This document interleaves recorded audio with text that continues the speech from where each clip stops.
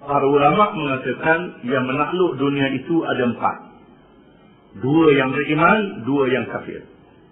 Yang beriman ialah Sulaiman bin Dawud alaihi wassalam dan Dzulqarnain yang disebut kisahnya dalam surah Al-Kahfi. Yang kafir ialah Namrud dan Bakhtanufar. Ini ialah kerajaan yang memerintah dunia, yang menakluk dunia. Kerajaan yang dianggap besar, Allah Ta'ala jadikan kepada 2 yang beriman dan 2 yang kafir untuk menjadi pengajaran kepada hamba-hambanya sehingga hari kiamat. Ayat ini membawa kisah perlawanan di antara Nabi Ibrahim dengan Raja Namrud, raja yang memerintah kerajaan Babil ataupun Babylon, yang diajar di sekolah-sekolah Melayu zaman dulu. Babylon ini adalah kerajaan yang paling hebat sama dunia, yang mempunyai pembangunan di antaranya taman bergantung, satu tamadun yang ajaib dalam dunia. Itu yang diajar kepada kita. Tak diajar lagi kafir, tak diajar kepada kita. Ada sekolah dulu. Mereka yang sekolah di zaman Inggeris, ingatlah dalam sekarang ini pun ada lagi yang mengaji sejarah. Yang memerintah Babylon ialah Namrud. Ibrahim mengajak Namrud beriman kepada Allah Subhanahu wa Ta'ala.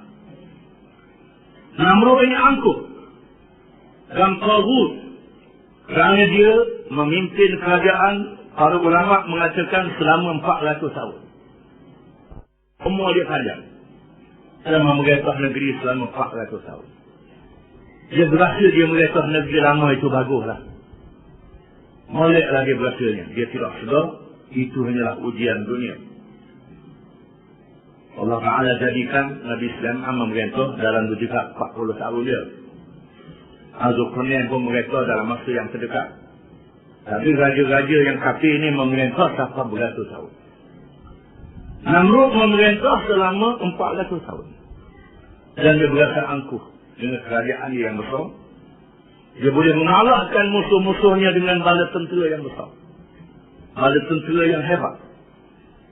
Ibrahim mengatakan Tuhan yang sebenar ialah Allah. Jangan mengaku jadi Tuhan, tak lain. Tuhan yang sebenar ialah Allah. Di antara dalil Allah itu Tuhan yang sebenar ialah Rabbiyalladzi yuhyi wa yumiit. Allah Tuhanku menghidup dan mematikan. Kejadian alam ini. Alam ini daripada tiada, kemudian diadakan. Kemudian ditiadakan oleh Allah Ta'ala. Dia tidak berlaku dengan sendirinya, mestilah ada Tuhan yang mengadakannya. Tidak berlaku dengan sendiri, rumah jadi sendiri. Tiba-tiba batang kayu balok golek atau pecah. Lepas itu jadi pakan, jadi tiang, jadi sendiri. Mesti ada yang gaji dia, yang tukang dia. Itu kejadian makhluk sesama makhluk untuk menjadi dalil bahawa makhluk ini ada Tuhan yang menjadikan mereka. Yang diberitahu oleh Rasul yang dilantik oleh Allah. Yang benar Tuhan itu ialah Allah. Tuhan yang Maha Esa, yang tiada Tuhan malaikat dia. Di antara tanda ketuhanan Allah itu yuhyi wa yumiit. Dia menghidup dan dia mematikan. Daripada tiada diadakan, kemudian dimatikan, dan dijanjikan hidup semula. Ada pula hidup lepas pada kematian. Yang dilihat hari-hari di atas dunia, mereka yang mati itu akan dihidupkan semula. Qala ana uhyi wa umiit, kata Namrud, aku juga boleh menghidup dan boleh mematikan. Para ulama menafsirkan, Namrud mengatakan, aku mempunyai 2 orang tahanan yang dijatuhkan hukuman bunuh. 2 orang ini dijatuhkan hukuman bunuh. Yang seorang itu aku bunuh dia, teruskan dibunuh. Yang seorang lagi diampunkan. Bermakna aku juga boleh menghidup dan boleh mematikan. Namrud mempermain-mainkan Nabi Ibrahim alaihissalam. Qala Ibrahim fa inna Allah ya'ti bisyamsi minal masyriqi fa'ti biha minal maghrib. Ibrahim bersabda, maka sesungguhnya Allah Tuhanku menaikkan matahari dari arah timur, maka sila kamu naikkan matahari dari arah barat.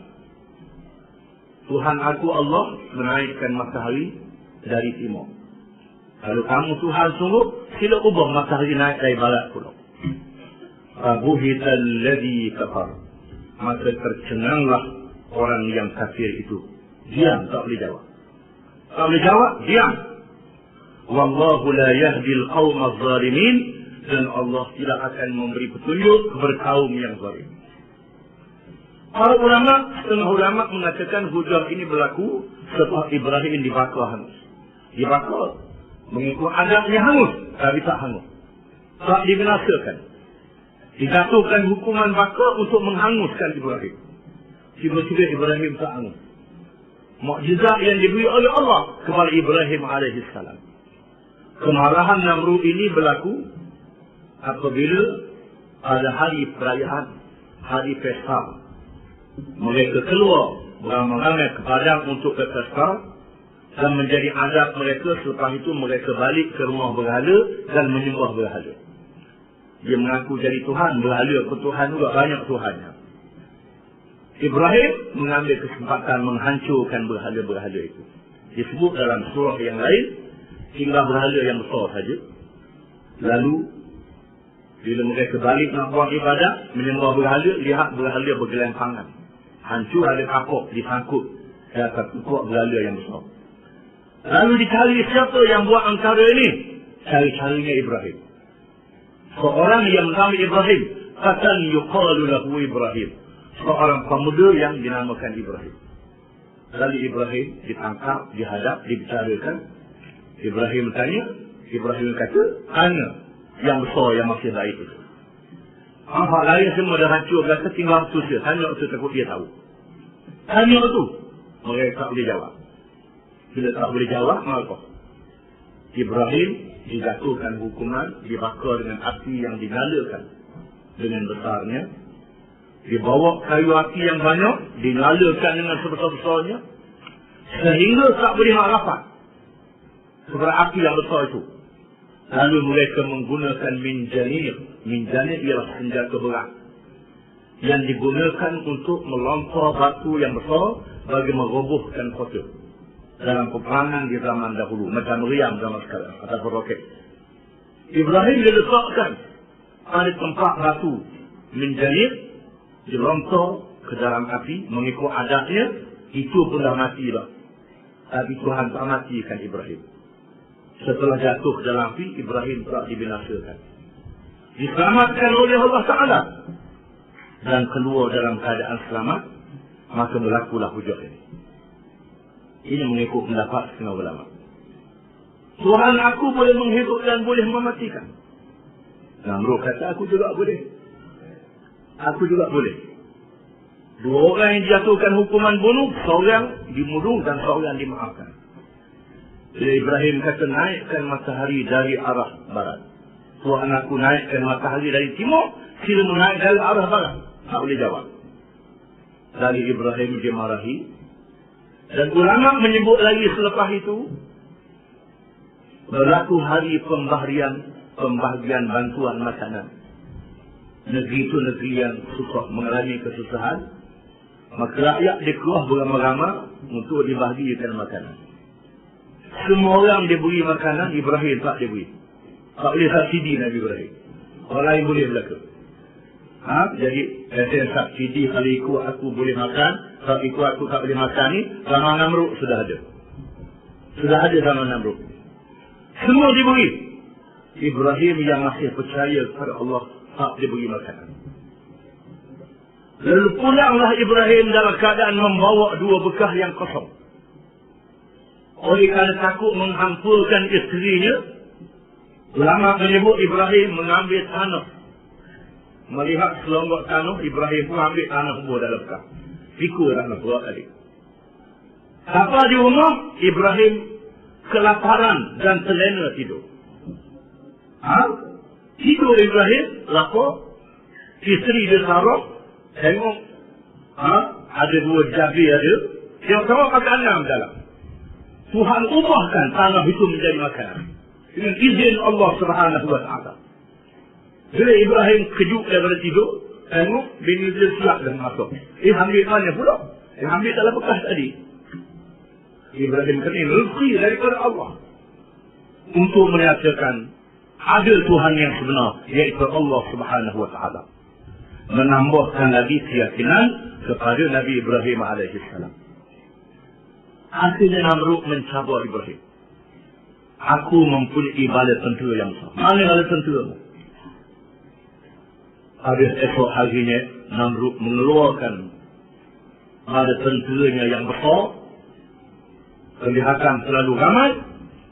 Tiba-tiba Allah mengutuskan bala tentera nyamuk yang terlalu banyak. Para ulama mengatakan sehingga mendung matahari, terlalu banyak nyamuk.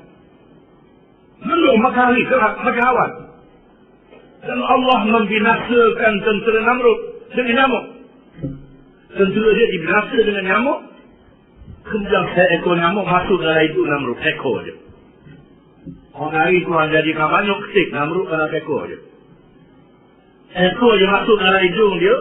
Masuk dalam rongga duduk main dalam tu, nak buang tak boleh. Mulalah dia sakit pada dia. Terpaksa untuk menghilangkan sakit dia memukulkan kepadanya. Terpaksa buat penukul untuk katok pada dia. Setengah ulama mengatakan Namrud berada dalam kesakitan selama 400 tahun. 400 tahun ulama mengatakan inilah dia perjuangan Islam. Siapa payah mati dalam 400 tahun? Kok jahat ni payah mati? Maka aku harap buat supaya sedar dan insaf. 400 tahun barulah Namrud ni mati dan dibinasakan oleh Allah dengan bala tentera nyamuk saja. Nyamuk saja.